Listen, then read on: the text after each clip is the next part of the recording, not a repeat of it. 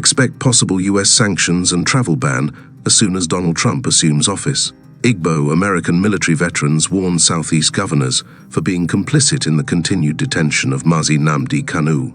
American military veterans of Igbo descent, AVID, has warned that Southeast governors risk a range of US presidential sanctions, including travel ban and confiscation of assets on US soil over their alleged complicity in the continued detention of the leader of the indigenous people of Biafra, IPOB, Mazi Nnamdi Kanu. The warning is coming on the heels of the alleged reluctance of the governors to jointly write a joint as demanded by President Bola Ahmed Bola, requesting the release of Kanu to them.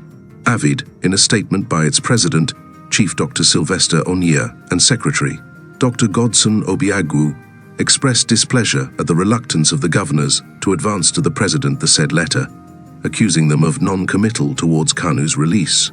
AVID, which is a body of retired and serving military officers of Igbo extraction in the North and South American military, reminded the governors of the grave implication of their lackadaisical attitude towards Kanu's continued incarceration. The statement read in part, "According to the information we have, the governors are supposed to meet with the president and unanimously advocate for Mazi Nnamdi Kanu's release, which has yet to occur.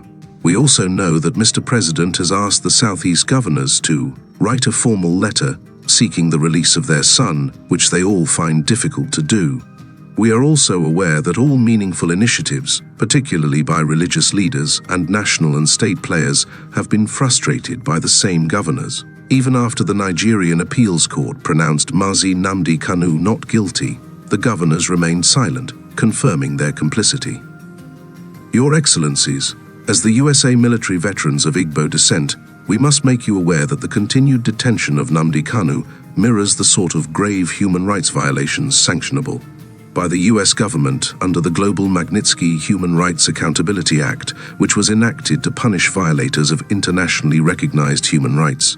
The act empowers the President of the United States to impose sanctions against foreign officials complicit in gross violations of internationally recognized human rights, against persons for exercising internationally recognized rights to freedom of expression or association, among other things.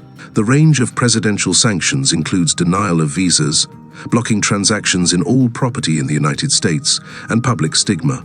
Therefore, when the time comes for it, your inaction in seeking the release of Nnamdi Kanu may make you complicit and thus subject to the full consequences of this act should you come in contact with the United States, which you do very often. The veterans cautioned the governors against being passive over matters of importance to the Igbo nation. As AVID USA, we cannot stand by and let Southeast governors devastate Igboland by selfishness and a lack of motivation to advance our region.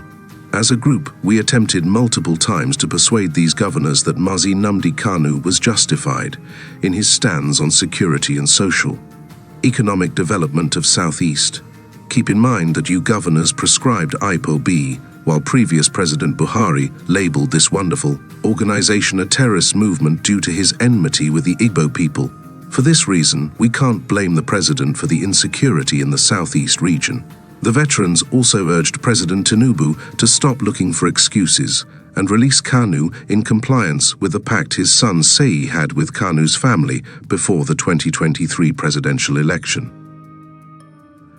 AVID told President Tinubu to honor his promise to release Kanu, which he made during the campaigns.